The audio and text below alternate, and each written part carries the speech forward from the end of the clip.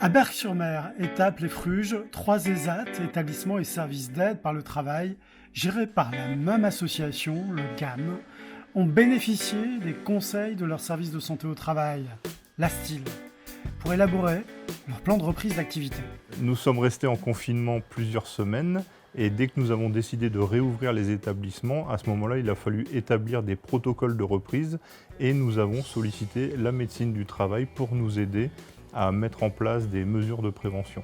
Donc il y avait un travail général qui avait été fait par les établissements, par l'association, et il fallait le décliner dans chaque établissement. Donc M. Delporte m'a sollicité, je lui ai dit écoutez, si vous le souhaitez, je viens vous voir. En toute sécurité, puisque à ce moment-là, il n'y avait que les salariés, donc les moniteurs, éducateurs, etc., qui étaient là.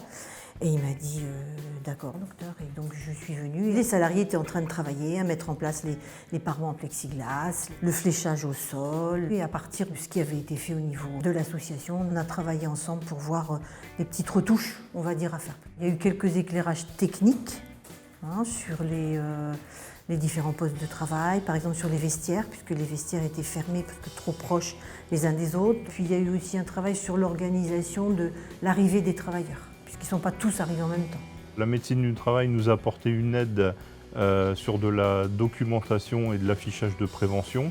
Que nous, le docteur Ducarme, nous a envoyé des petits diaporamas qui reprenaient un petit peu tous les gestes barrières et déjà mis en forme un petit peu de manière simplifiée pour que le message passe de manière plus facile au niveau des travailleurs. À partir du moment où on a fini d'installer tous nos postes de travail, les bureaux, etc., on a créé un petit module de formation destiné aux travailleurs.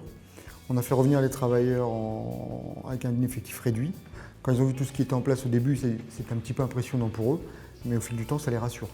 Le port du masque, le nettoyage des masques, etc. Tout a été organisé pour fluidifier toutes ces actions-là. Dans le cadre de cette crise, la force du médecin du travail, c'est de connaître les locaux, connaître le public. Les deux. Et d'être objectif. Ça veut dire de savoir prendre une position sans prendre parti pour qui que ce soit. Je pense que dans des circonstances comme ça, il faut effectivement ne pas laisser les entreprises dans le doute. Quand je dis les entreprises, c'est les employeurs et les salariés. Il faut savoir prendre une position, prendre parfois des risques, mais savoir décider.